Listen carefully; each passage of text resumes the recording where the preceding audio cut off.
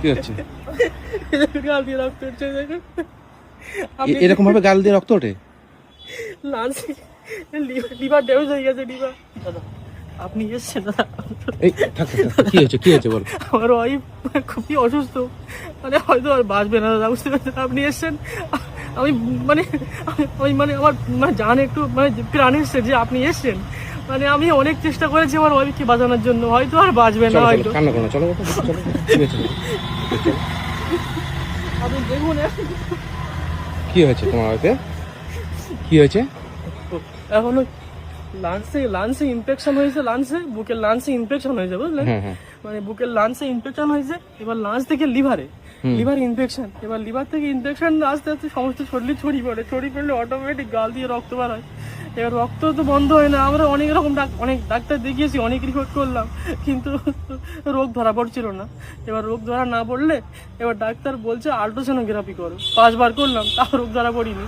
এবার লাস্টে বলছে এই লাস্ট চান্স গালের মধ্যে ক্যামেরা দিয়ে এন্ডোস্কোপি করো, তাই করলাম, সেটা করে ধরা পড়লো ওই একটা বিরল রোগ, সেই রোগটার নাম হচ্ছে হেপাটাইটিস বি পজিটিভ।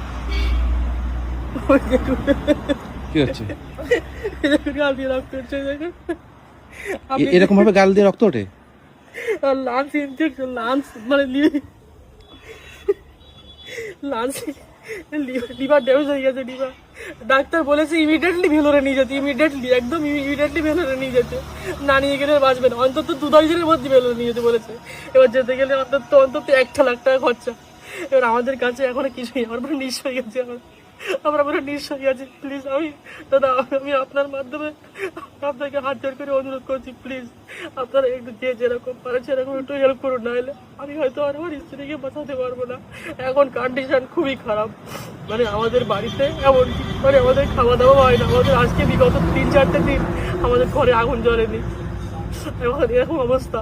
আর মানে এখন অটোমেটিক শরীর, মানে ফার্স্ট স্টেজ তো অটোমেটিক শরীর জ্বালা যন্ত্রণা করে, মানে গায়ে কাপড় চোপড় পর্যন্ত রাখে না এত।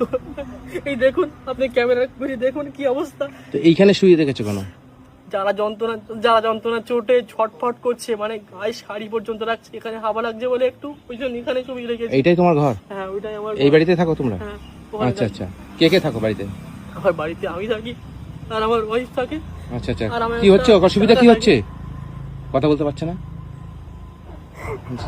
কি কাজ করো তুমি? আমি দিন মজুরের কাজ করি, ইটের গাড়িতে কাজ করি, যখন যেরকম যে কোনো হয় আমি সেই কাজটাই করি। কতদিন হয়েছে বিয়ে হয়েছে? এই বিয়ে করলাম 3 বছর মতো হয়েছে। 3 বছর? কোনো সন্তান হয়নি?